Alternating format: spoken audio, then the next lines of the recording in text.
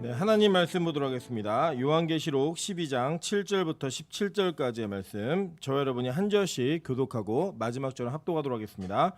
요한계시록 12장 7절부터 17절까지의 말씀, 제가 가진 성경으로는 신약성경 410페이지에 있습니다. 한 절씩 교독하고 마지막 절 합독합니다. 하늘에 전쟁이 있으니 미가엘과 그의 사자들이 용과 더불어 싸울세. 용과 그의 사자들도 싸우나 이기지 못하여 다시 하늘에서 그들이 있을 곳을 얻지 못한지라. 큰 용이 내쫓기니 옛뱀 곧 마귀라고도 하고 사탄이라고도 하며 온 천하를 꿰는 자라. 그가 땅으로 내쫓기니 그의 사자들도 그와 함께 내쫓기니라. 내가 또 들으니 하늘에 큰 음성이 있어 이르되 이제 우리 하나님의 구원과 능력과 나라와 또 그의 그리스도의 권세가 나타났으니 우리 형제들을 참수하던 자 곧 우리 하나님 앞에서 밤낮 참수하던 자가 쫓겨났고 또 우리 형제들이 어린 양의 피와 자기들이 증언하는 말씀으로써 그를 이겼으니 그들은 죽기까지 자기들의 생명을 아끼지 아니하였도다. 그러므로 하늘과 그 가운데에 거하는 자들은 즐거워하라. 그러나 땅과 바다는 화 있을진저 이는 마귀가 자기의 때가 얼마 남지 않은 줄을 알므로 크게 분내어 너희에게 내려갔음이라 하더라. 용이 자기가 땅으로 내쫓긴 것을 보고 남자를 낳은 여자를 박해하는지라. 그 여자가 큰 독수리의 두 날개를 받아 광야 자기 곳으로 날아가 거기서 그 뱀의 낯을 피하여 한 때와 두 때와 반 때를 양육받음에 여자의 뒤에서 뱀이 그 입으로 물을 강같이 토하여 여자를 물에 떠내려가게 하려 하되 땅이 여자를 도와 그 입을 벌려 용의 입에서 토한 강물을 삼키니 합독합니다. 용이 여자에게 분노하여 돌아가서 그 여자의 남은 자손 곧 하나님의 계명을 지키며 예수의 증거를 가진 자들과 더불어 싸우려고 바다 모래 위에 서 있더라. 아멘. 네, 우리 주변에 있는 분들에게 이렇게 한번 인사하도록 하겠습니다. 옆에 앉아주셔서 감사합니다. 네, 앞뒤에도 인사하겠습니다. 내 앞에 내 뒤에 앉아주셔서 감사합니다. 네, 오늘은 추수감사 주일입니다. 원래 저희가 작년에도 못했고요. 재작년에는 저희가 이 강단에 막 과일도 막 갖다 놓고 이렇게 곡물도 갖다 놓고 감사한 이후에 그 나눔도 이렇게 했었거든요. 그런데 코로나 때문에 여러 가지 어려움이 있어서 올해까지는 이걸 하지 않고요. 저희가 대신에 이제 하나님께 좀 감사 찬양으로 영광을 돌리려고 합니다. 근데 제가 좀 소개를 드리면 사실 이 찬양을 하는 데 있어서 제가 참 기도를 참 많이 했습니다. 왜냐하면 우리 이제 동아 형제하고 저희 서근영 사모님하고 나와서 이제 같이 이렇게 찬양을 하는데 우리 동아 형제는 제가 어제도 또 신기한 사실을 알았습니다. 어제 그 밥을 먹다가 물어봤어요. 뭐 광주를 자기가 좀 안 돼요. 어떻게 아냐 그랬더니 경기도 광주에서 외할머님이 보살이셔가지고 그 절에 잘 왔다 갔다 이렇게 했던 그 기억이 있다고 이런 얘기를 하는 걸 보면서 참 다른 게 아니라 이 강단을 채우는 눈에 보이는 이 과일들도 중요하지만 영혼의 열매만큼 행복한 일이 없구나라는 생각이 들었습니다. 그래서 뭐 막 믿음이 좋아서 세우고 이런 게 아니라 이 계기로 정말 감사의 은혜가 넘칠 수 있게 해달라고 기도해 주시고 또 우리가 그 모습을 바라보면서 같이 우리 가운데 부어주신 그 영광의 은혜를 누리기 위해 이 찬양을 하나님께 드립니다. 그래서 여러분 같이 공감하시고 그 기쁨을 누리셨으면 좋겠습니다. 53번째 강의 시간입니다. 12장 7절부터 17절까지의 말씀을 가지고 전투하는 교회라는 제목으로 하나님 말씀 증거하도록 하겠습니다. 이 12장은 이 복음 전체를 요약해 놓은 성경이라고 보시면 됩니다. 그래서 이 어떤 특정한 이런 환상과 계시를 통하여서 전체 성경의 역사 속에 우리가 인류가 이 땅을 살아가면서 어떠한 역할들을 하고 있고 또 하나님의 교회와 또 악한 마귀와 하나님의 그 관계성 속에서 어떤 일들이 벌어지고 있는가를 정확하게 설명해주고 있는 본문이기 때문에 이 본문을 사실 여러 번에 걸쳐서 다루고 있는 것을 보게 됩니다. 특별히 우리 지난주에는 광야의 교회라는 제목으로 교회의 사명, 교회가 어디에서 훈련을 받고 있는가에 대한 내용들을 살펴보았고 오늘은 이 전투하는 교회라는 제목을 가지고 교회가 그럼 이 땅에서 악한 마귀와의 관계성 속에 어떤 일들을 이루어가야 되는 것인가에 대한 내용으로 우리의 교회의 사명들을 점검하면서 은혜를 나누도록 하겠습니다. 먼저 성경을 보면 우리 지난주에 살펴본 것과 같이 하늘에서 전쟁이 있었다라고 이야기합니다. 그 전쟁의 내용이 무언가 보니까 이 악한 마귀 즉 사탄 루시퍼를 필두로 한 사탄의 무리가 이 하늘에서 반란을 일으켜서 군주 미가엘과 전쟁을 벌였다라고 이야기합니다. 그죠? 그리고 난 다음에 그들이 내쫓겨서 땅으로 내쫓긴 이후에 그 용의 모습, 옛뱀, 큰 용, 마귀라고 하는 그 모습을 가지고 교회를 공격했습니다. 여러분이 잘 아시는 바와 같이 첫 번째 교회와 이 악한 마귀와의 전투는 어떤 것이었냐면 바로 선악과를 따먹는 일이었습니다. 이 선악과라고 하는 하나님께서 금지하신 시험의 나무 앞에서 악한 마귀는 이 인류를 유혹했습니다. 유혹했고 그 유혹을 통하여 그들이 무너뜨린 것이 무엇이었냐면 하나님과 인간 사이에, 교회 사이에 온전한 생명력의 관계, 바라크라고 하는 복을 파괴시켜버렸어요. 그 복을 파괴시킴으로 인하여서 우리 인류가 나타난 것이 무엇이냐면 바로 수명이라고 하는 생명의 유한함이 생겼다라고 하는 것입니다. 그 유한함 속에 악한 마귀는 승전보를 가지게 되었고 그 가지게 되었던 악한 영의 지배력과 통치력은 이 땅을 살고 있는 우리 모두에게 여전히 나타나고 있음을 우리는 기억해야 합니다. 그럼에도 불구하고 하나님께서는 자기가 만든 그리고 자기의 형상대로 만들어 놓은 하나님의 백성들을 포기하지 않으시고 때때로 하나님의 은혜 가운데 지키시는 도움을 통하여 이 악한 영들과의 전투를 어떻게 싸워가야 될지를 우리에게 알려주셨다라고 하는 거예요. 다니엘서 10장 13절에 보면 이렇게 얘기합니다. 그런데 바사 왕국의 군주가 21일 동안 나를 막았으므로 내가 거기 바사 왕국의 왕들과 함께 머물러 있더니 가장 높은 군주 중 하나인 미가엘이 와서 나를 도와주므로 라고 이야기해요. 그죠? 자, 이거 다니엘이 봤던 환상인데 이 다니엘의 환상 속에서 그가 깨닫게 되었고 보게 된 내용이 무엇이냐면 가장 높은 군주 중에 하나인 미가엘이 자신을 도왔다라고 이야기합니다. 그 도움을 통하여서 이 전쟁을 이겼다라고 이야기하고 있는 내용들을 우리가 다니엘서를 보면 읽을 수 있습니다. 요한복음 12장 31절부터 33절에도 이렇게 얘기합니다. 이제 이 세상에 대한 심판이 이르렀으니 이 세상의 임금이 쫓겨나리라 라고 이야기해요.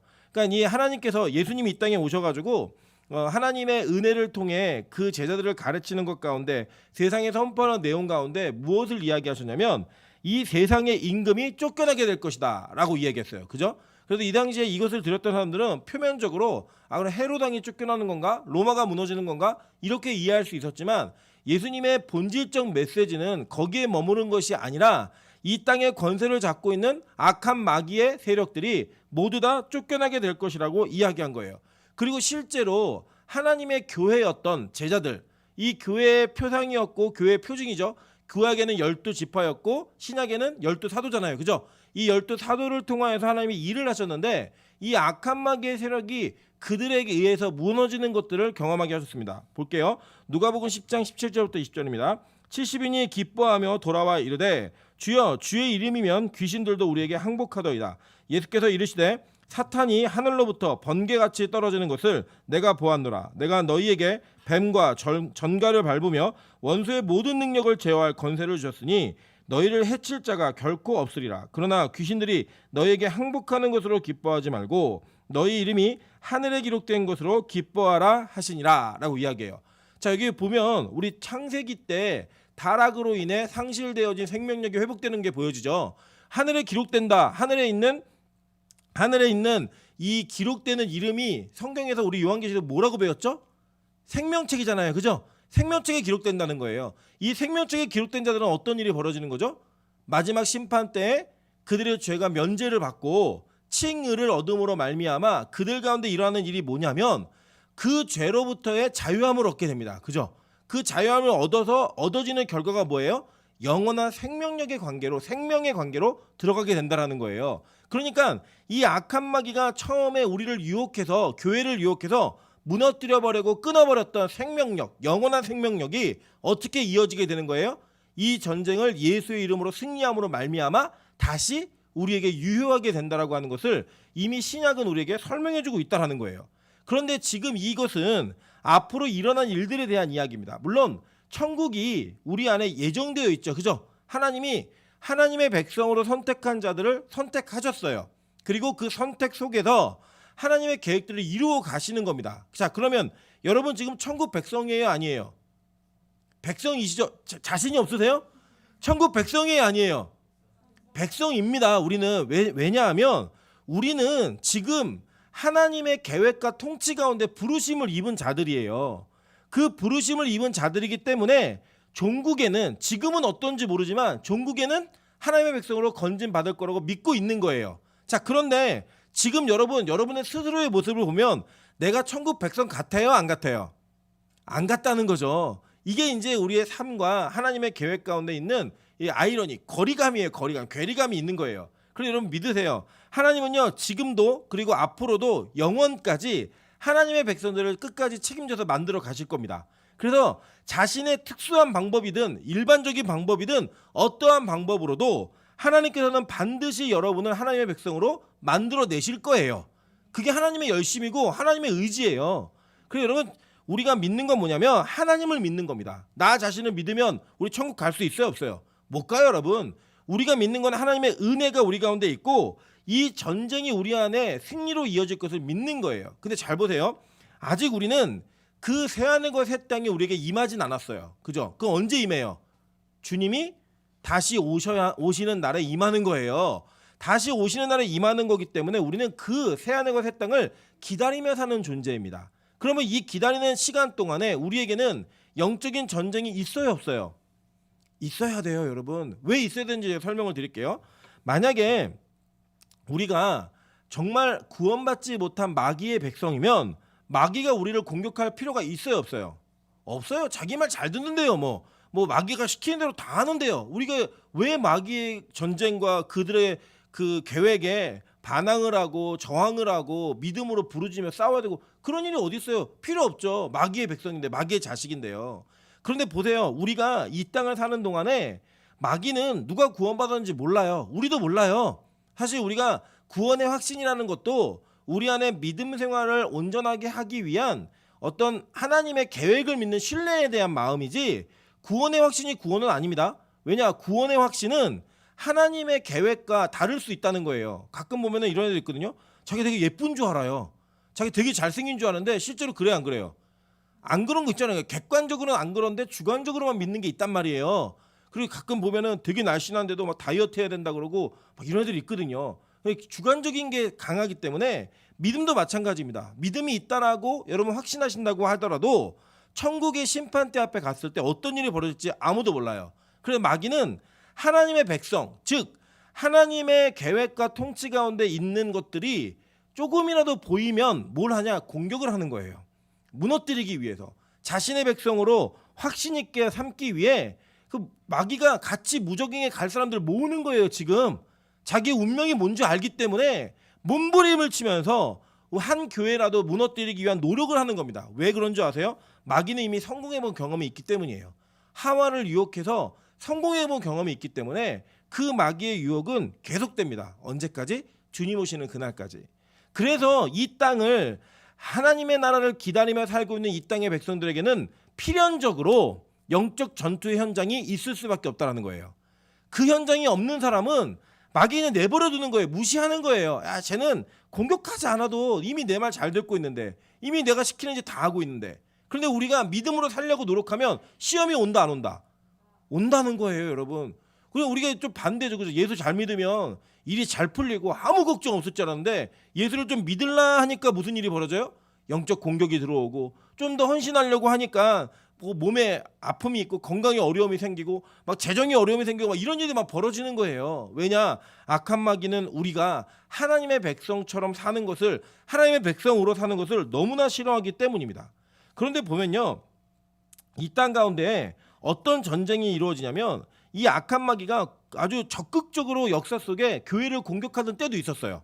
막 예수 믿으면 죽이고, 막 예수 믿으면 잡혀가고 감옥에 가야 되고. 제가 중국 선교를 이렇게 좀 다니다 보니까요, 어떤 얘기 들었냐면 지금부터 한 15년 전만 하더라도 저 예수 믿어요 라는 말 한마디 하면 감옥에 갔대요. 그냥 그 감옥에 가갖고 투옥 생활을 할 수밖에 없는 그런 시기가 있었다라고 얘기합니다. 그러니까 그들에게는 교회라고 하는 믿음이라는 걸 지키는 데 있어서 자신의 믿음을 표현하고 말하는 것은 자기가 어떤 육체적인 그리고 사회적인 이 법적인 고난을 받아야 되는지를 각오하지 않으면 안 되는 시기였어요. 그 10년 전, 그러니까 25년 전, 35년 전에 예수 믿으면 죽었대요, 그냥. 그래서 이제 그런 것들을 자기의 믿음과 표현을 하기 시작하면 실제적 공격이 있는 역사의 시기가 있어요, 시기. 우리나라도 그랬잖아요. 기독교 초기에 한국에 기독교가 들어와가지고 제사 안 지내는 것 때문에 막 매맞고, 그죠? 뭐 이게 천주교랑 좀 다르긴 하지만 어쨌든 신앙이라는 것을 갖기 시작하면 이 사회 속에서 이 절연되어지는 이런 일들이 너무나 많이 있었다라는 거예요. 근데 지금은 그러나요? 여러분 뭐 예수 믿는다고 막 머리 깎이고 뭐 이런 데 드물죠, 그죠? 제가 이제 기억이 나요. 예전에 제가 유초등부 때 교사 선생님 한 분이 몇 주 동안 교회를 못 나오셨어요. 나중에 알아보니까 그 아버지가 딸내미가 교회 나간다고 서울에 돈 벌려고 올려보냈더니 교회 나간다고 와갖고 이렇게 막 너무 이렇게 폭력을 행사하는 바람에 교회를 올 수 없는 상황이었다. 이런 얘기가 제 어릴 때만 해도 좀 있었던 것 같아요. 근데 지금은 그렇지 않은 것 같아요. 그리고 지금은 악한 마귀 우리가 어떻게 공격하느냐? 악한 마귀의 공격은 노골적이지 않습니다. 오히려 교회 안으로 스며들어와서 이 교회 안에서 무언가 우리를 공격하게 만들고 우리 스스로 무너지게 만드는 일들을 하게 하더라는 거예요. 예를 들면 이런 거예요. 복음을 변질시키는 거예요. 복음의 내용들을 자꾸 희석시키는 겁니다. 실제로 여러분 제가 예전에 카툰 하나를 본 적이 있는데 어떤 사람이 그러니까 그림을 이렇게 만화를 그렸어요. 만화를 그렸는데 내용이 뭐냐면 우리나라에 존재하는 거의 대부분의 이단을 다 다닌 거예요. 다 다니고 그 다녔던 결과를 가지고 기독교와 비교하면서 그려놨던 그림이 있었어요. 되게 인상적이도 잊지 못하는 게 뭐냐면 오히려 이단일수록 영생과 영원한 삶 그리고 부활 뭐 이런 것들을 강조하더라는 거예요. 그런데 오히려 기존 교회, 그러니까 보편적으로 정통성이 있다라고 하는 교회에서는 그런 이야기를 자주 못 듣는다는 거예요. 그러니까 진짜 신앙적 열심이 있고 무언가 이 땅이 아닌 영원한 나라와 영적 세계를 추구하는 사람들, 그들의 방향은 잘못되었지만 그들이 듣는 내용들에 대한 호기심과 그들이 믿고자 하는 것들에 대한 그 방향성이 이단과 너무 부합하는 거예요. 부합해가지고 다 그리로 몰려가더라는 거예요. 그리로. 그 오히려 여러분 이단의 신앙을 가진 사람들이요 훨씬 더 그 종교 단체에 충성적이고 헌신적입니다. 이유가 뭔지 아세요? 그들이 말하고 있는 내용들에 현혹되어서 잘못되어진 믿음을 갖긴 했는데 그 가졌던 믿음이 그들이 추구했던 이상과 맞는 거예요. 잘못된 이상과 잘못된 믿음이. 그래서 그 결부되어진 것들로 인하여서 어마어마한 사건들을 벌리는 거예요. 여러분 한번 생각해 보세요. 신천지 전도사들이 한 달에 얼마 받는 줄 아세요? 20만 원 받아요. 한 달에 20만 원 받으면서 길거리를 다니면서 그 복음을 전하고 몰래 숨어 들어가 갖고 열심히 노력을 하고 남들한테 그 자기의 정체를 들키지 않으면서 그 데려와 가지고 공부시키고 공부하기 위해 배운 것도 배운다고 앉아 있고 얼마나 많은 노력을 하는지 아십니까? 뭐 시험 봐 가지고 14만 4천에 들어야 된다고 최선을 다해 공부해요. 그런 열심히 교회 있던가요? 없어요. 왜 없느냐? 교회 안에 이제는 예수를 믿는 것으로 인하여 이 땅에서 무엇을 누릴까를 많이 찾고 듣고자 하는 그 욕구가 교회와 부합된 거예요. 그래서 교회가 부활, 뭐 고난, 희생 이런 거 잘 얘기 안 해요. 가르치지 않아요. 십자가의 삶, 영원한 삶, 천국, 새하늘과 새 땅 이런 얘기 못 해요. 여러분 명심하십시오. 새하늘과 새 땅은요 우리 기독교 교리예요. 근데 지금 새하늘과 새 땅을 말하면 누가 오해받아요? 신천지라고 오해받아요. 이게 왜 이런 일이 벌어졌는가? 우리가 진짜 가치 있는 걸 버린 거예요. 근데 그 버린 거를 그들이 가져가다가 자기들의 것들로 치장하고 위장시키고 잘못 변질시켜가지고 그것 때문에 먹이는데 잘 모르는 사람들은 그걸 먹고 행복해하더라는 거예요. 그걸 먹고 이 세상의 삶보다 자신들이 믿고 있는 종교가 원하는 것들을 추구하는 삶을 살더라는 거예요. 왜 이런 일이 벌어졌을까요? 저는 교회에 1차적인 문제가 있다고 생각합니다. 교회가 온전한 복음을 제대로 가르쳤으면 이런 일이 벌어지지 않았겠죠. 그래서 지금 이 시대에는 특별히 한국 교회는 이 땅에 악한 마귀의 공격의 내용이 뭐냐면 복음을 변질시키는 거예요. 복음을. 자꾸 복음을 외치지 못하게 하고 그 복음에 대한 귀 기울이는 그 상황들을 자꾸 말씀을 듣지 못하게 만드는 일들이 벌어지고 있다는 거예요. 여러분 보세요. 아모스 8장 11절에 이렇게 얘기합니다. 주 여호와의 말씀이니라. 보라 날이 이를지라 내가 기근을 땅에 보내리니 양식이 없어 주림이 아니며 물이 없어 가람이 아니요 여호와의 말씀을 듣지 못한 기갈이라 라고 얘기해요.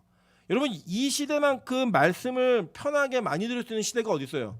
그냥 뭐 인터넷 유튜브 하나만 틀어서 그냥 설교 잘하는 목사 이렇게만 쳐도 어마어마하게 많은 유튜브가 뜹니다. 그리고 그걸 막 들을 수 있어요. 그죠? 여러분의 자유와 여러분의 헌신과 시간의 투자만 있으면 그냥 와이파이 있는 존에서 그냥 여러분 무료로 마음껏 그 정보들을 흡수할 수 있는 게 이 시대예요.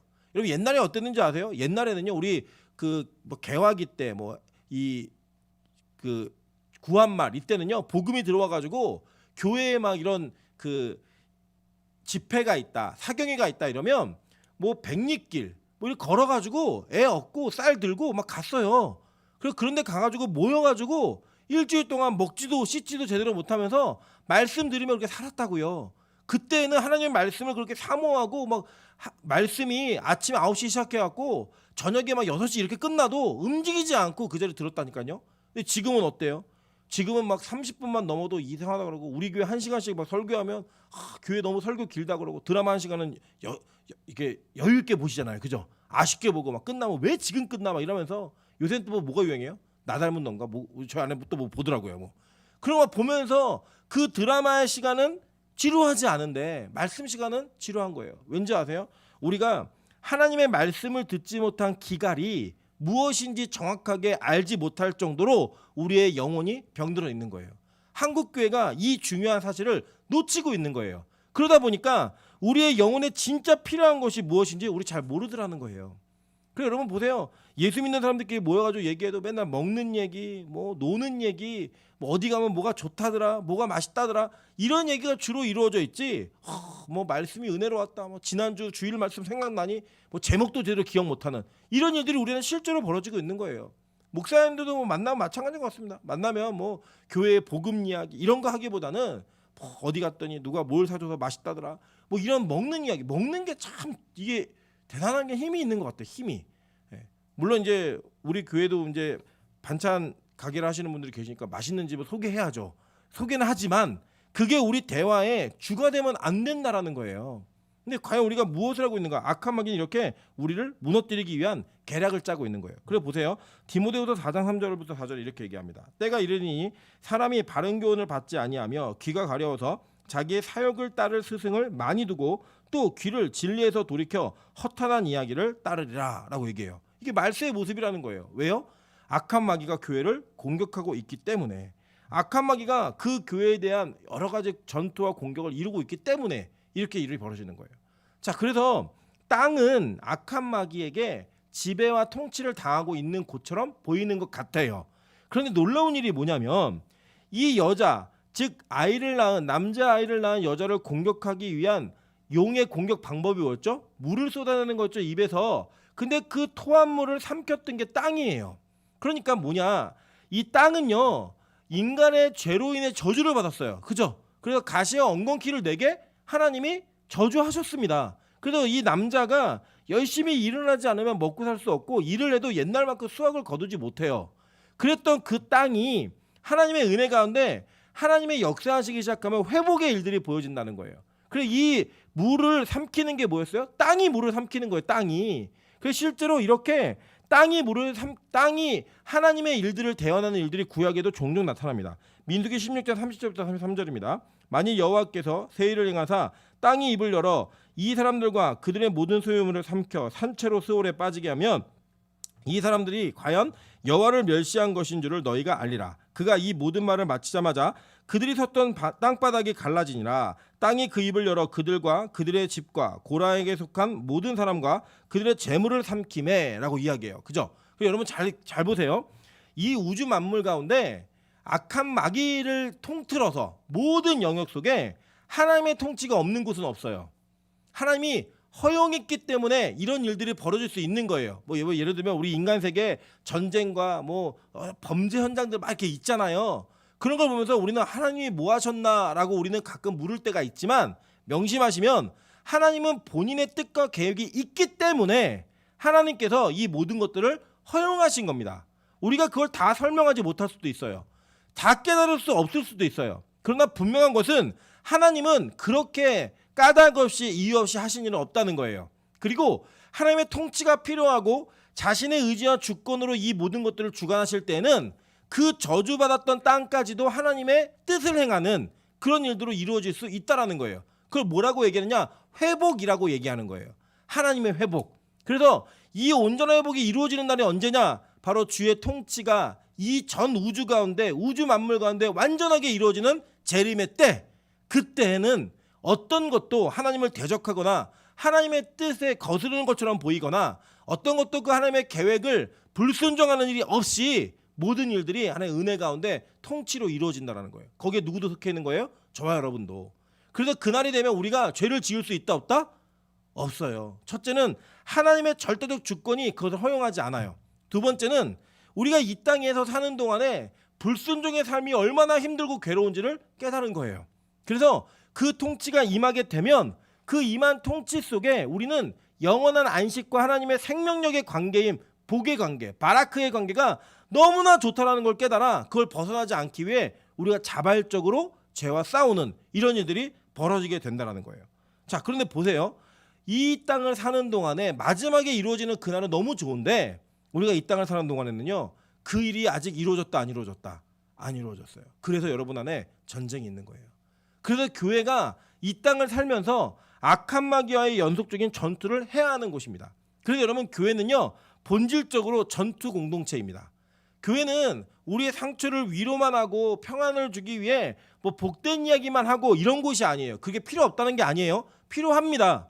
필요하지만 본질적으로 교회는 이 땅을 살며 악한 마귀들과 영적 세력들과의 전투를 통하여 하나님의 오심을 기다리는 그때를 기다리는 전투적인 삶을 살아야 되는 것이 바로 교회의 삶인 거예요.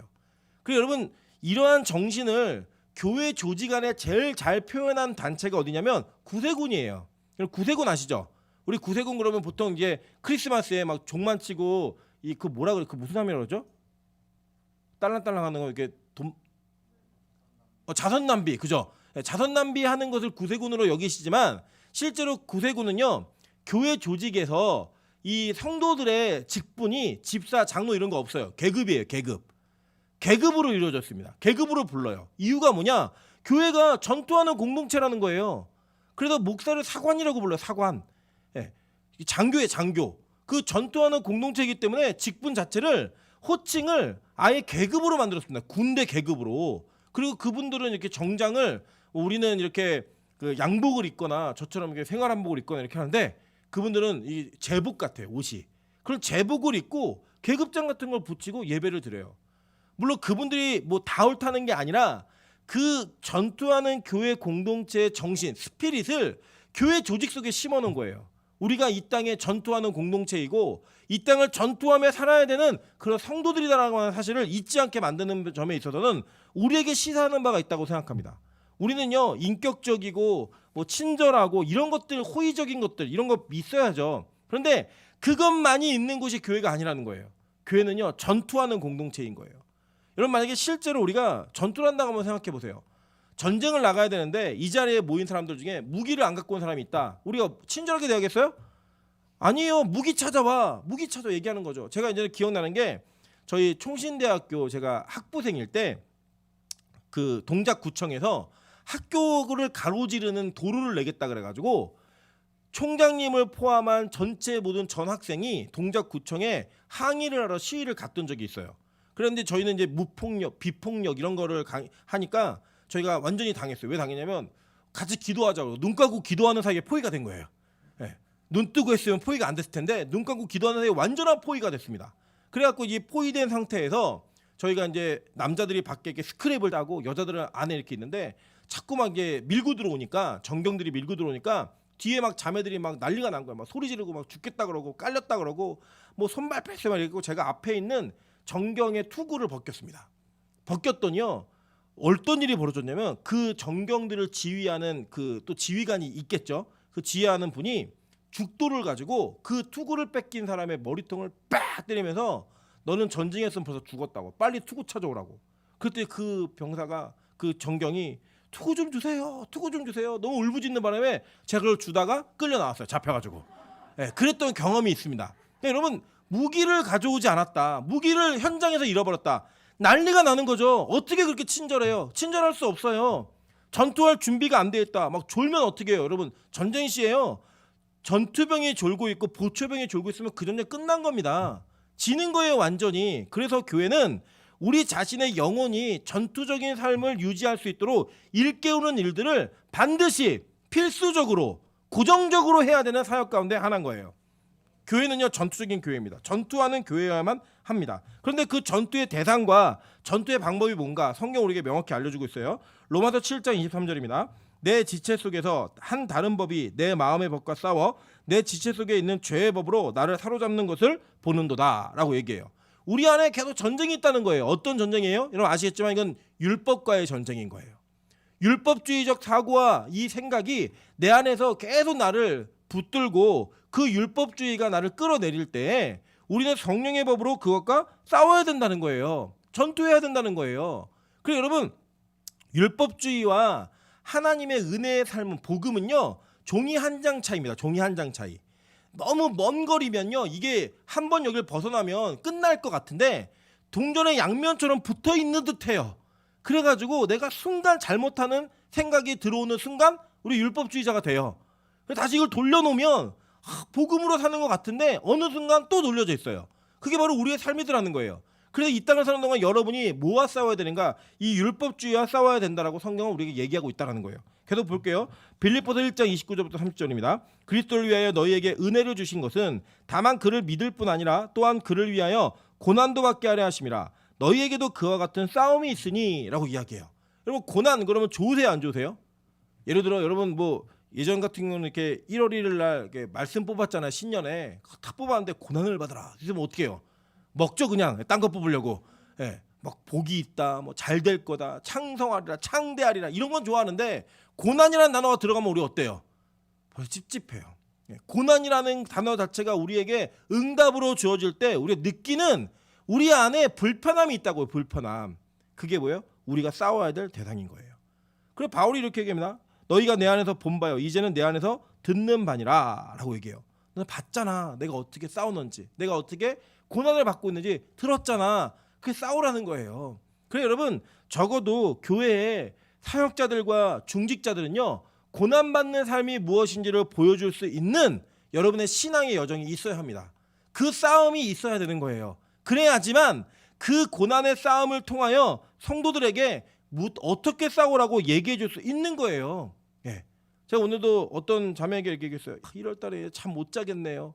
맞아요. 그 고난이 하나님이 우리에게 원하시는 기도의 자리, 예배의 자리와 맞물려 있다면 우리는 그것을 감당해낼 수 있는 믿음이 있어야 되는 거예요. 그래 가는 거예요. 왜 이렇게 힘들게 살아? 제가 가끔 그래요. 막 금식 여러분 하고 싶어 하는 사람 어디 있어요? 금식을 지금 시키시니까 하는 거죠. 제가 지금 이게 왜 하겠어요? 하고 뭐가 오니까 하나님이 금식을 시키실 때는 먹이든지 딸꾹질 나게 하거든요. 얘 지금 계속 먹고 있어요. 막 먹는데 고기가 너무 잘 받아요. 막 이게 무슨 일이 있겠죠. 예. 그때 여러분 금식을 하고 싶은 사람이 어디 있겠어요. 근데 주님 원하시면 하는 거예요. 근데 여러분 제일 힘들게 하는 게 뭔지 아세요? 그래도 믿는 사람, 특별히 교육자들이 뭐라고 얘기하냐면 꼭 그렇게 유난하게 해야 돼? 이렇게 말을 해요. 꼭 그렇게 유난하게 살아야 돼? 이게 말을 하더라고요. 편한 사람이 많잖아. 여러분 편하게 안 믿고 싶은 사람이 어디 있겠어요. 그런데 그 유난하고 고난스러운 삶이 하나님이 저에게 요구하시는 싸움의 현장이라면 가야죠. 그걸 가는 게 믿음인 거예요. 그걸 따라가는 게 신앙인 거예요. 보세요. 히브리서 12장 1절부터 4절에도 이렇게 얘기합니다. 이러므로 우리에게 구름같이 허다한 증인들이 있으니 우리 모든 무거운 것과 얽매이기 쉬운 죄를 벗어버리고 인내로써 우리 앞에 당한 경주를 하며 믿음의 주여 또 온전하게 하시는 이인 예수를 바라보자. 그는 그 앞에 있는 기쁨을 위하여 십자가를 참으사 부끄러움을 개의치 아니하시더니 하나님 보좌 우편에 앉으셨느니라. 너희가 피곤하여 낙심하지 않기 위하여 죄인들이 이와 같이 자기에게 거역한 일을 참으신 일을 생각하라. 너희가 죄와 싸우되 아직 피 흘리기까지는 대항하지 아니하고 라고 얘기했어요. 자, 그런데 여기서 말하는 내용이 뭐냐면 우리가 죄와 싸우는데 어떻게 싸우래요? 피 흘리기까지 싸우라는 거예요. 이 내용은 피 흘리기까지 싸우라는 거예요. 피 흘리기까지. 여러분 죄가 우리 안에 생각날 때가 있죠. 죄의 욕구와 죄 자체가 우리 엄습할 때가 있어요. 그때 어떻게 하라고요? 피 흘리기까지 싸우라는 거예요. 피 흘리기까지. 여러분 막 남을 미워하는 생각이 막 떠올라요. 계속 미워 죽겠어요. 그럼 어떻게 하래요? 피 흘리기까지 혀를 깨물어서라도 내가 이런 생각 하지 말아야지 라고 여러분 자신을 통제하고 싸우는 일을 하라는 거예요. 왜냐? 우리는 예수를 바라보기 때문에 할 수 있다는 거예요. 너 힘으로 하라는 게 아니에요. 지금 이게 예수를 바라봐라. 온전하게 하시는 분은 그분이다. 그렇기 때문에 우리가 그 예수를 바라보며 피 흘리기까지 싸울 수 있다는 거예요. 여러분 우리 힘으로 죄와 못 싸웁니다. 죄 절대 못 이깁니다. 그런데 이길 수 있는 방법 딱 하나예요. 온전케 하시는 인 예수를 바라보며 그 죄와의 싸움을 끝까지 싸우는 거예요. 끝까지. 볼게요. 계속 베드로전서 2장 10절부터 12절입니다. 너희가 전에는 백성이 아니더니 이제는 하나님의 백성이요 전에는 긍휼을 얻지 못하였더니 이제는 긍휼을 얻은 자니라. 사랑하는 자들아 거류민과 나그네 같은 너희를 권하노니 영혼을 거슬러 싸우는 육체의 정욕을 제어하라. 너희가 이방인 중에서 행실을 선하게 가져 너희를 악행한다고 비방하는 자들로 하여금 너희 선한 일을 보고 오시는 날에 하나님께 영광을 돌리게 하려 함이라 라고 이야기해요.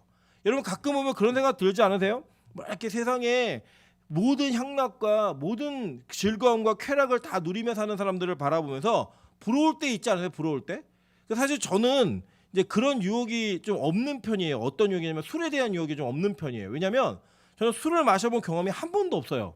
단 한 번도 없어요, 진짜로. 그래서 제가 유일하게 알코올을 섭취했던 것은 그 성찬식 때 진짜 포도주 는 교회가 있거든요. 포도 주스 말고 진짜 포도주를 줘갖고 여기 막 타들어가는. 근데 성찬식 하면은 그날은 막 다 콜록콜록거려요. 막 안 마시던 분들은 마시면 그런 날 제가 마셔본 거 말고는 한 번도 마셔본 적이 없어요. 근데 여러분 보세요. 가끔 술을 마셨던 경험이 있는 분들은 더운 날 광고에 뭐 맥주 선전을 하는데 정말 예쁜 자매와 잘생긴 형제가 막 그게 뭐 우통에 막 알통 막 이렇게 식스팩을 하면서 막 맥주를 막 마시면서 그 뭐 맥주가 이렇게 막 흘러내리면서 시원하다 할 때 유혹이 되세요 안 되세요? 여보 한 잔 이런 마음 들어요 안 드세요? 이게 고개 끄덕이면 들뜬날까봐 지금 굉장히 제어하고 있는 분들이 계시는데 그걸 제어하지 마시고 마시는 욕구를 제어하시라고요. 우리 안에 그런 유혹이 분명히 있더라는 거예요. 그때 어떻게 하래요? 우리를 이 이방인 중에 행실을 선하게 하기 위한 그 싸움의 싸움을 싸우라는 거예요. 왜냐? 그 싸움이 끝나는 날 어떤 일이 벌어지냐면 우리 그것을 비방하는 데도 있거든요. 야 너네 뭐 예수 믿는다고 그렇게 뭐 깨끗하게 사는 척하고 뭐도 안 하고 왜 그렇게 살아? 인생을 좀 즐겁게 살지. 이렇게 얘기하던 자들이 나중에 주님이 이 땅을 구원하시는 그날에 우리가 구원받는 걸 보면서 아 그래 쟤는 하나님 말씀대로 저렇게 살더니 구원받는구나. 진짜 하나님은 공의로우신 분이구나. 진짜 정확하신 분이구나 라는 것들을 찬양할 수 있게 만들라는 거예요. 그 정도의 개념을 만들라는 거예요. 근데 여러분 한번 생각해 보세요. 지금 만약에 주님이 오셔서 우리가 구원받는다. 안 믿는 애들이 무슨 얘기 하겠어요? 주님 어떻게 저런 놈이 구원받아요? 이게 무슨 복음이에요? 이런 얘기 하지 않겠어요? 제가 예전에 그랬거든요. 진짜 뭘 했냐면 그 교회에서 유초등부 때 모범상을 주는데 이 모범상은 좀 이렇게 잘하는 애들 줘야 되는 거잖아요. 근데 교회에서 격려하는 차원에서 제일 떠들고 말 안 듣는 애들 모범상을 줬어요. 제가 교회는 이러면 안 된다고 초등학교 2학년 때 국민학교 그때는 국민학교 2학년 때 우리 주일학교 예배가 9시에 시작하면 10시 반에 끝나는데 제가 오후 4시까지 교회 장의자에 누워갖고 울었어요. 어른 예배 다 드릴 때 울었어요. 예, 제가 그런 그 마음이 있었습니다. 걔는 아니라는 거 제가 우리 반이었는데 얘는 안 된다고 다른 다들 얘는 안 된다고. 제가 율법주의자였죠. 율법주의자. 그때부터 그 성향이 있었죠. 그래서 여러분 보세요. 진짜 그런 일들이 우리 안에도 벌어질 수 있다는 거예요. 우리가 구원받는 대상인데 주변에서 우리를 보고 야 어떻게 저 인간이 그게 여러분 어떻게 있는 줄 아세요? 여러분이 한번 지금 아무도 모르는 여러분을 잘 몰랐던 공동체에 가서 저 예수 믿습니다 라고 한번 얘기해 보세요. 그러면 주변에서 내가 그럴 줄 알았어 이렇게 얘기하는 반응이 있을 수 있고 또 한쪽 어떻게 얘기할까요? 네가? 그거 저 집사예요. 에이 장난하지 마. 저는 가끔 제가 목사라면 놀래요. 네, 저 목사입니다. 직업이. 제가 저를 보면서 놀라시는 분들 몇 분 계시거든요. 일단은 지금은 안 그래요. 지금은 제가 20대 때도 이 얼굴이어갖고 지금은 동안이라는 얘기를 듣지만 20대 때 제가 딱 20살 20대라 그러면은 되게 놀랐어요. 사람들이 진짜 얘기했고 서울 출신이라 그러면 놀랐어요. 지방에서 온 것 같은데 이런 얘기하고 저 신학생이라 그러면 되게 놀랐어요. 예, 그게 왜 그럴까요? 제가 그렇게 살지 않은 거예요. 복음에 미쳐서 살지 않은 거예요. 붙들려 산 사람이 아닌 거예요. 그 이런 일이 벌어질 수 있다라는 거예요. 저는 우리 교회가 이런 교회였으면 좋겠어요. 지금도 그 제가 방금 예배 전에 여기 뒤에 그 테니스장 있잖아요. 테니스장에 코치님이 한 분 계신데 그분이 자기가 주일날 예배를 못 드려갖고 여기 잠깐 이게 없는 시간에 와서 예배 드릴 수 있겠냐고 언제든지 오시라고 언제든지 오시. 저는 이제 구청 직원인 줄 알고 얼른 나가봤더니 언제든지 오라고 이렇게 얘기하시더라고요. 그래서 제가 그걸 보면서 아 우리 교회가 이 건물 안에서도 야 저 교회 좀 은혜가 있다더라. 저 교회 사람들 좀 다르다더라라는 이야기를 들으면서 이 교회 한번 예배 드리러 와봐야겠다라는 그런 소문이 나는 교회였으면 좋겠어요. 이게 더 퍼져서 이 건영 아파트에 있는 주민들이 야 저기 빛가소금교회 이 요새 좀 많이 바뀌었대, 성도들이 진짜 변했대, 이런 얘기를 들을 수 있는 그런 좀 은혜가 있었으면 좋겠어요. 그런 은혜로 말미암아 우리가 그 싸움을 싸우라는 거예요. 여러분 이 싸움을 싸우기 위해서는 얼마나 뭘 해야 되는 줄 아세요? 희생하셔야 되는 거예요. 섬겨야 되는 거예요. 양보하고 손해보셔야 되는 거예요. 그 일이 이루어지지 않으면 우리가 절대 그런 일들을 이룰 수 없다라는 거예요. 계속 볼게요. 유다서 1장 3절부터 8절입니다. 사랑하는 자들아, 우리가 일반으로 받은 구원에 관하여 내가 너희에게 편지하려는 생각이 간절하던 차에 성도에게 단번에 주신 믿음의 도를 위하여 힘써 싸우라는 편지로 너희를 권하여야 할 필요를 느꼈노니 이는 가만히 들어온 사람 몇이 있음이라. 그들은 옛적부터 이 판결을 받기로 미리 기록된 자니 경건하지 아니하여 우리 하나님의 은혜를 도리어 방탕한 것으로 바꾸고 홀로 하나이신 주제 곧 우리 주 예수 그리스도를 부인하는 자니라 라고 얘기해요. 여러분 교회에서요 예수 그리스도라고 하는 그 가치를 조금이라도 희석시키거나 그 예수 그리스도라는 가치를 이야기하지 않는 것, 그리고 그것을 말하지 못하게 하고 그것을 폄하하는 모든 자들은 다 교회를 무너뜨리기 위해 가만히 들어온 자들이에요. 싸우라는 거예요. 싸우라는 거예요. 여러분 거기에는요 우리가 속할 수 있어요. 예수님보다 내가 더 빛나길 원하고 예수님보다 내가 더 낫내기를 원하는 그런 일들이 우리는 있을 수 있다 없다? 있다는 거예요. 여러분 그래서요 특별히 이 강단에서는 목회자들을 위해 진짜 기도 많이 해주셔야 됩니다. 우리는 하나님의 말씀을 두고 서는 자들인데 때로는 자기의 말씀을 듣는 사람들이 늘어나면 늘어날수록 그 영향력이 강해지면 강해질수록 예수님보다 위에 있는 목사들이 있더라니까요. 저도 그랬고요. 지금은 안 그러려고 몸부림을 치지만 그랬던 시기가 있었다고요. 성도 중에는 없을까요? 내가 헌신하고 내가 희생하고 내가 무언가를 교회에서 봉사 헌신하면 꼭 티를 내고 그 티내는 것이 인정받아야지만 만족하는 사람들이 있더라는 거예요. 그게 누구예요? 예수의 영광을 가로채는 자들, 예수의 영광을 사라지게 하는 자들인 거예요. 여러분 마찬가지입니다. 우리 오늘 여기 특성했던 우리 반주했던 명수 형제까지 다 프로페셔널한 사람들이에요. 어디 가면 뭐 돈 받으면서 공연해야 되는 사람들이에요. 그래서 저는요 우리 명수 형제 알지만 명수 형제가 저한테 몇 번을 얘기했어요. 목사님 저 이것 좀 하면 안 돼요? 뭐 좀 하고 싶습니다. 제가 뭐라고 했냐면 하지 말라 그랬어요. 안 된다고. 너 예배만 드리라고. 그 시기가 있었어요. 왜 그랬느냐? 정말로 하나님께 영광 돌리는 상태가 되어서 준비되어서 하나님께만 영광 돌리는 그 은혜의 시간이 올 때까지 기다린 거예요. 여러분 그 첫 시도를 하면서 제가 얼마나 많이 기도했는 줄 아세요? 그 첫 시도를 시작하면서 얼마나 많이 하나님께 하나님 꼭 통과받기를 원합니다라고 기도했는 줄 아세요? 여러분 그렇게 한 사람 한 사람을 세워야 되는 게 교회 가야 되는 사명입니다. 그래서 여기서는 설교자들을 위해서 진짜 기도 많이 해주세요. 하나님, 하나님의 말씀을 대화하는 자가 될 수 있게 도와주십시오. 여러분이 무언가 봉사하고 헌신하고 앞에 설 때마다 하나님 내가 진짜로 하나님의 영광만을 추구하며 예수 그리스도만 나타내는 자가 될 수 있도록 기도해 주십시오라는 마음을 꼭 가지셔야 되고 표현하셔야 돼요. 그게 진짜 교회의 모습이라는 거예요. 여러분 교회는 그렇게 서가야 합니다. 교회는 그렇게 역사되어져야 합니다. 왜냐? 이 교회는 하나님의 교회이기 때문이에요. 그걸 위해 싸우는 거예요. 여러분 이 싸움은요 우리 자신을 자기를 부인하지 않으면 절대로 할 수 없게 이 일들을 만들어 놓는 거예요. 내가 부인되지 않으면 절대로 할 수 없는 거예요. 그래서 성경은요 우리에게 무기를 주십니다. 무기. 여러분 보세요. 무기가 얼마나 좋으냐는요 앞으로 우리의 인생에 어떤 적을 만나도 우리가 담대해질 수 있느냐 없느냐를 결정하는 거예요. 예를 들면 우리 어렸을 때 이렇게 뭔가 여러분 비비탄 총 아시죠? 옛날 한동안 되게 유행했거든요. 그 비비탄 총에 보면요 이제 어떻게 발전해 처음에는 이제 스프링으로 쏘는 비비탄 총이었는데 나중에 발전돼 갖고 가스 충전으로 쏘는 총까지 나왔어요.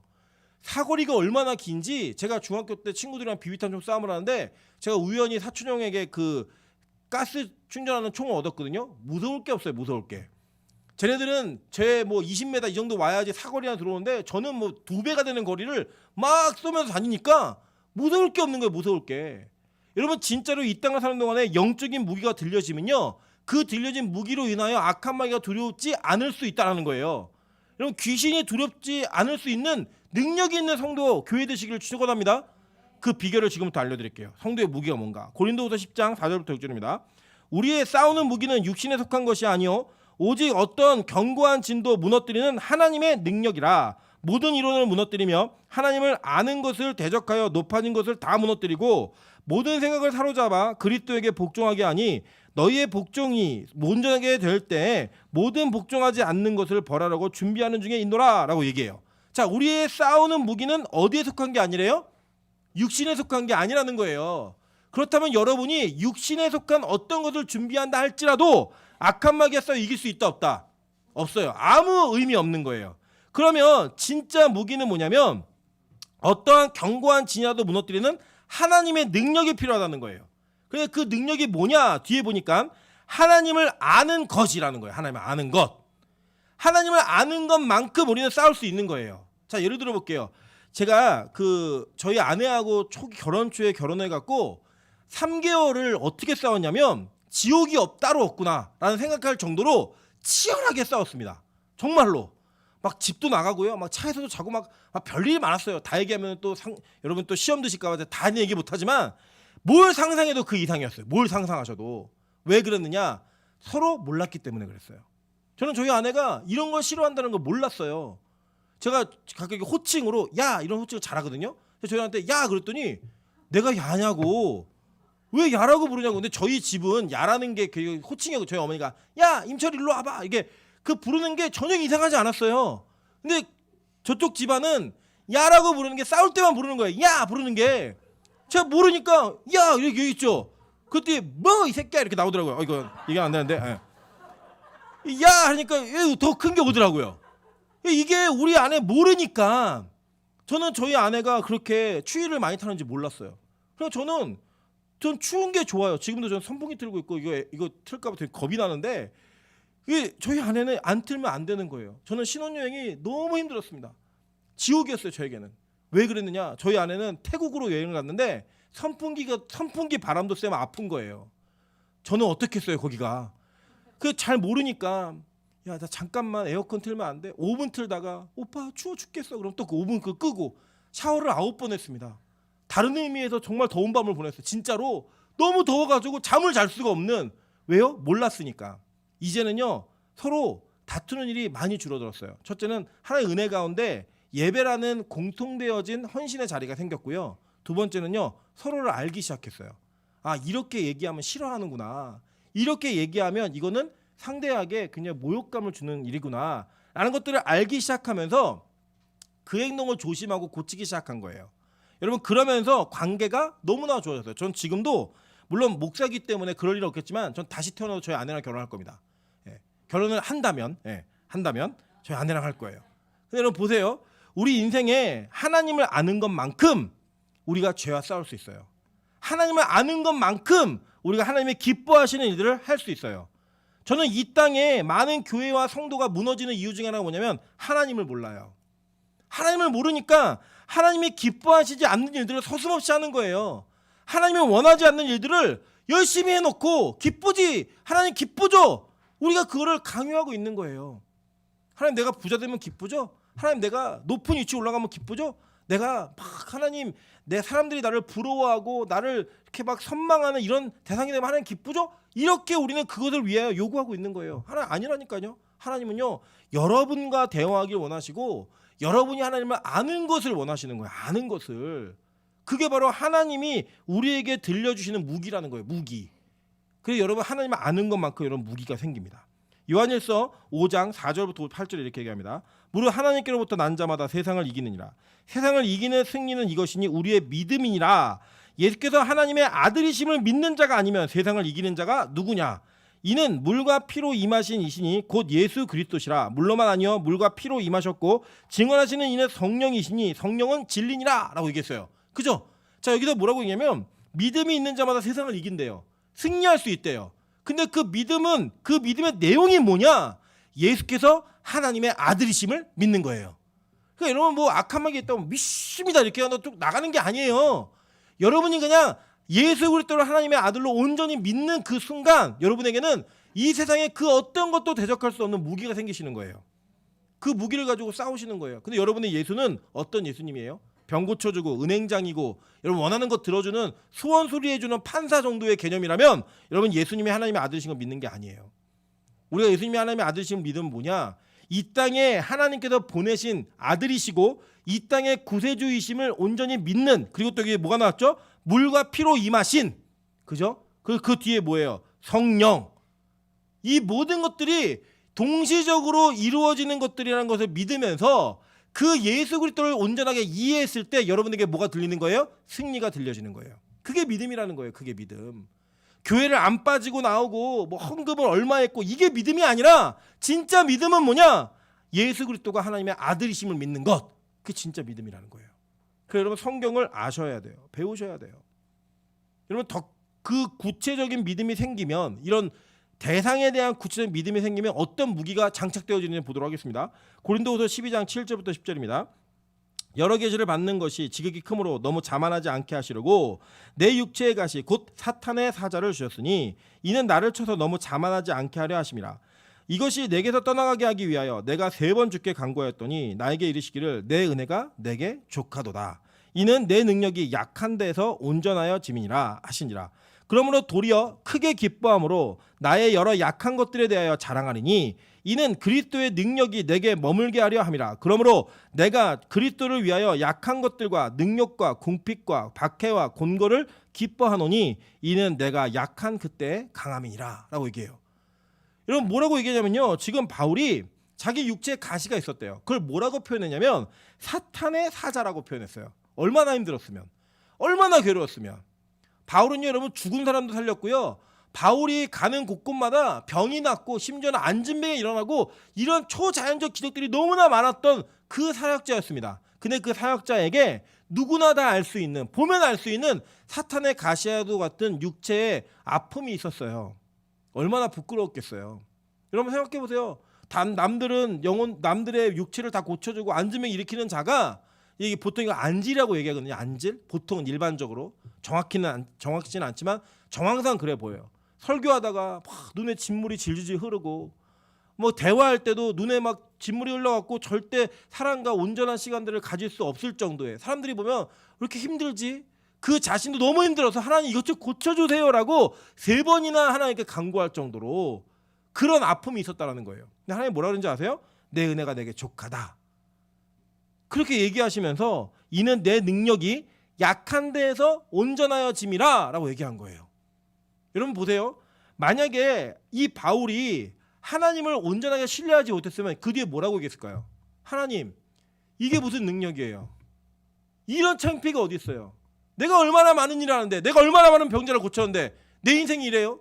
내 인생은 이렇게 무너졌어요? 하나님 이게 하나님 맞아요? 나를 이렇게 괴롭게 만드냐고요? 이 반항하지 않았겠어요? 근데요 그는 예수 그리스도가 자신의 구주임을, 하나님의 아들이심을 믿는 온전한 믿음이 있었어요. 하나님을 아는 지식이 있었다고요. 하나님을 온전히 알고 있었다고요. 그래서 그가 그 말을 믿은 거예요. 그래서 그가 어떻게 변했어요? 내가 도리어 크게 기뻐함은 나의 여러 약한 것들에 대하여 자랑하니. 그때 자랑하기 시작한 거예요. 나 못난 사람이에요. 나 병이 있어요. 나 어려운 사람이에요. 나 힘든, 고쳐지지 않는 성품이 있어요. 내 육체에 어려움이 있다고요. 이걸 자랑했어요. 왠지 아세요? 이는 그리스도의 능력이 내게 머물게 하려 하기 위해. 내가 약한 존재이기 때문에 하나님 나를 도와주시거든요.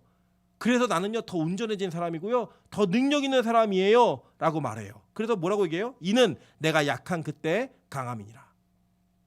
여러분 지금 이 시대는 반대 아니에요?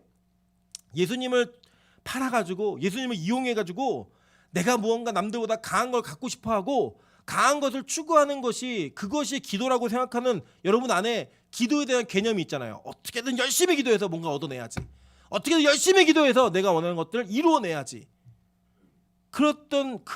그랬던 우리들에게 바울은 지금 도전하는 거예요. 아니 그게 아니고 약한 게 자랑이야, 약한 게 강함이야 라고 얘기하는 거예요. 빌립보서 4장 11절부터 13절입니다.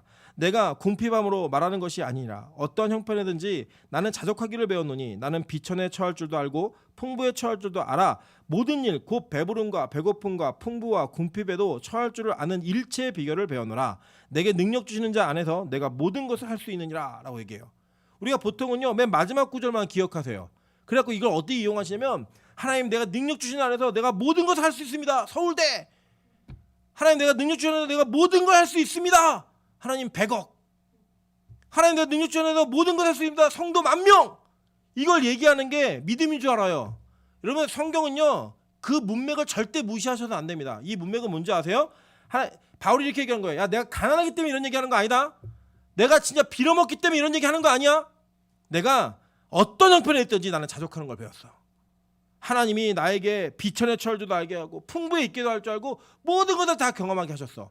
하나님이 그 능력을 내게 주셨기 때문에 나는 어떤 것이든 다 할 수 있는 사람이야 라고 얘기하는 거예요. 그럼 바울이 지금 가난하다는 거예요? 부자라는 거예요? 궁핍하대요. 비천하대요. 내가 풍부에도 있어 봤대요.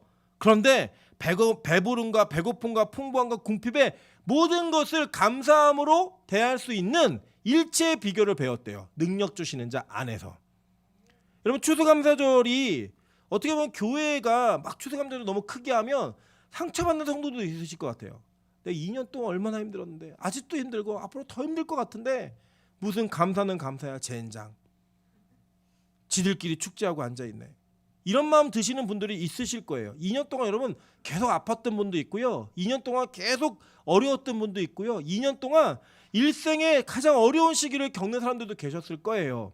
근데 저는요, 여러분에게 좋아질 거예요, 괜찮아질 거예요라고 말씀을 드리지만 그게 답이라고 생각하지 않아요. 진짜 답은 뭔지 아세요? 여러분께 능력 주시는 자 안에서 모든 것을 할 수 있는 일체의 비결을 배우시는 거예요. 그럼 다 감사한 거예요. 아까 우리 찬양 인도자가 했잖아요. 장미꽃 가시 감사.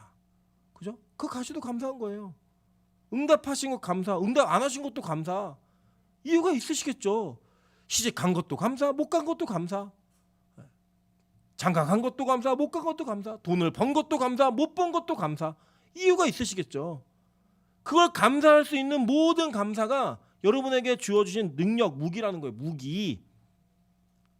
여러분, 그 무기를 들고 있으면요, 악한 마귀 여러분 공격 못해요. 아무리 공격해도 절대 흔들리지 않아요. 근데 우리는 뭐 조그만 일 있으면 밤새 잠 못 자고, 저는 저희 아내가 아직도 이해 안 가는 게 하나 뭐냐면, 저희 아내는 걱정이 있으면 잠을 못 자요.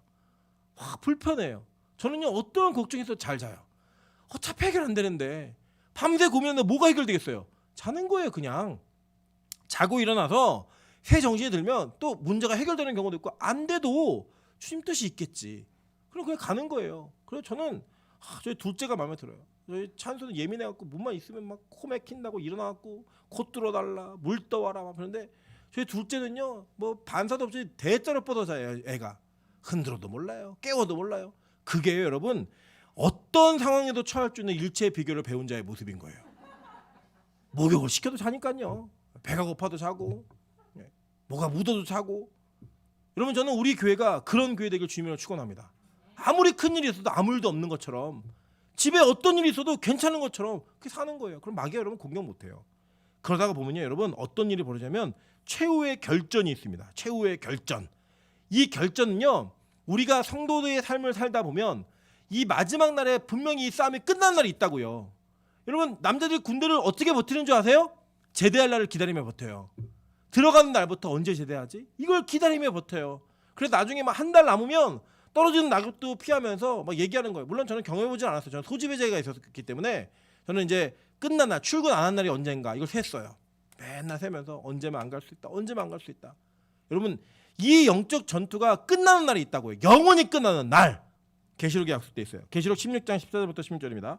그들은 귀신의 영이라 이적을 행하여 온 천하 왕들에게 가서 하나님 곧 전능하신 이의 큰 날에 있을 전쟁을 위하여 그들을 모으더라. 막 모으고 있는 거야, 악한 마귀들이.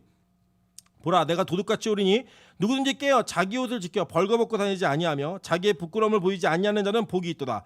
새 영이 히브리어로 아마겟돈이라는 곳으로 왕들을 모으더라. 이렇게 계속 모으는 거예요. 지금 그 시기인 거예요. 종말의 시기를 기다리고 있는 악한 마귀의 모습이. 계시록 19장 19절에 이렇게 얘기합니다. 또 내가 보매 그 짐승과 땅의 임금들과 그들의 군대들이 모여 그 말탄 자와 그의 군대와 더불어 전쟁을 일으키다가 짐승이 잡히고 그 앞에서 표적을 행하던 거짓 선지자도 함께 잡혔으니 이는 짐승의 표를 받고 그의 우상에게 경배하던 자들을 표적으로 미혹하던 자라. 이 둘이 산채로 유황불 붙는 못에 던져지고 그 나머지는 말탄 자의 입으로부터 나오는 검의 죽음에 모든 새가 그들의 살로 배불리더라. 이런 일이 벌어진다는 거예요. 세상을 힘을 쥐고 있었고 세상을 집어삼킬 것 같았던 그 권세가 어느 하루아침에 다 무너지게 된다는 거예요. 보세요. 계시록 20장 7절부터 9절입니다. 이게 마지막 마무리예요. 천년이 참에 사탄이 그 옥에서 놓여 나와서 땅의 사방 백성 곧 곡과 마곡을 미혹하고 모아 싸움을 붙이리니 그 수가 바다의 모래 같으리라. 그들이 지면에 널리 퍼져 성도들의 진과 사랑하시는 성을 두름에 하늘에서 불이 내려와 그들을 태워버리고 또 그들을 미혹하는 마귀가 불과 유황못에 던져지니 거기는 그 짐승과 거짓 선지자도 있어 세세토록 밤낮 괴로움을 받으리라. 이 날이 있다는 거예요. 끝난 날이 있어요. 그래서 우리는요 이 땅에서 하나님이 주신 무기를 가지고 영적 싸움을 싸우는 전투하는 교회로 사는 거예요. 그래서 여러분의 약함이 자랑이 되어야 됩니다. 여러분 이 세상의 전쟁은요 막 무기가 많고 미사일이 많고 뭐 항공모함이 있고 이런 나라가 이겨요. 근데요 하나님의 나라는 누가 이기는 줄 아세요? 여러분의 약함이 하나님의 강함으로 드러날 수 있는 사람이 이기는 자가 되는 거예요. 여러분의 연약함과 부족함이 하나님의 강함을 드러내는 그 통로로 사용받는 자가 여러분 승리자가 되는 거예요. 여러분 그런 인생을 살 수 있는 저와 여러분 되시기를